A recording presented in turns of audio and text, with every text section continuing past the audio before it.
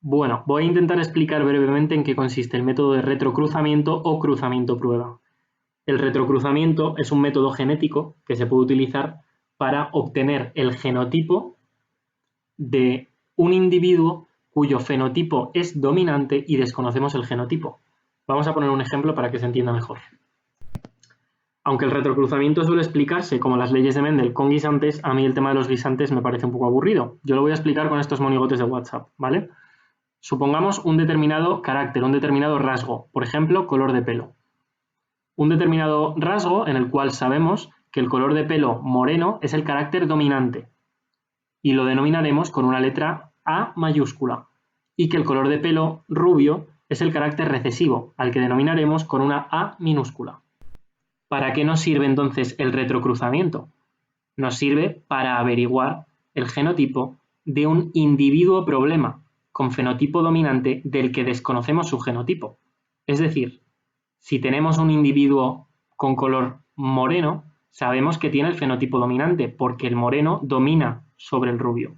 Sin embargo, existen dos posibilidades: que este individuo sea homocigoto y tenga los dos alelos A mayúscula, los dos alelos morenos, o que sea heterocigoto y tenga un alelo A mayúscula y uno A minúscula, es decir, un alelo determinante para moreno y otro para rubio, pero al dominar el moreno se manifiesta el moreno. Bien, ¿en qué consiste entonces el método del retrocruzamiento o cruzamiento prueba?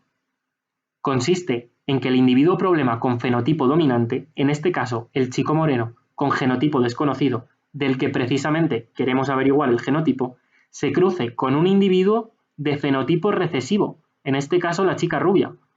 ¿Y por qué de fenotipo recesivo? Porque de este último individuo, al tener fenotipo recesivo, conocemos el genotipo, que tiene que ser obligatoriamente homocigoto para el alelo recesivo, es decir, A minúscula, A minúscula, porque de lo contrario sería morena y no rubia. Bien, si cruzamos a este fenotipo dominante con genotipo desconocido y a este fenotipo recesivo con genotipo conocido, ¿qué posibilidades de descendencia tenemos? Lo primero que tenemos que tener claro es que el individuo con fenotipo recesivo, en este caso la chica rubia, al ser homocigoto A minúscula, para el alelo recesivo, siempre aportará a la descendencia su alelo recesivo, una A minúscula. Por tanto, toda la descendencia, independientemente del genotipo del chico moreno, tendrá en su genotipo una A minúscula, un alelo recesivo. Bien, supongamos la primera posibilidad, que el individuo problema con fenotipo dominante, que el chico moreno, sea homocigoto para el gen dominante, sea A mayúscula, A mayúscula. En este primer caso, el chico moreno aportará a la descendencia una A mayúscula obligatoriamente, porque no tiene otro alelo, y la chica rubia aportará obligatoriamente un alelo recesivo, una A minúscula. Por tanto, el 100% de la descendencia tendrá genotipo A mayúscula, A minúscula. Como el color moreno predomina sobre el color rubio, el 100% de la descendencia será morena.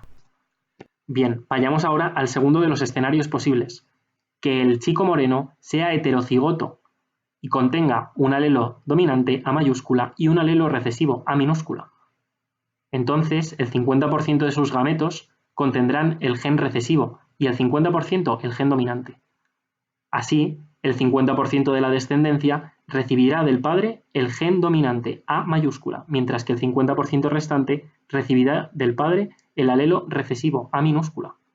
Teniendo en cuenta que la madre siempre aporta el alelo recesivo A minúscula, el 50% de la descendencia serán morenos y heterocigotos A mayúscula, A minúscula, y el 50% serán homocigotos para el gen recesivo A minúscula, A minúscula, y por tanto serán rubios. Bien, ¿para qué ha servido entonces este proceso del retrocruzamiento o cruzamiento prueba? Pues bien, no tenemos más que fijarnos en la descendencia para poder averiguar el genotipo del padre, del individuo prueba con fenotipo dominante. Si el 100% de la descendencia tuvo el fenotipo dominante, es decir, eran morenos, el padre tuvo que aportar obligatoriamente al 100% de individuos el alelo dominante, la A mayúscula, y por tanto entendemos que el individuo problema era homocigoto para el alelo dominante, A mayúscula, A mayúscula.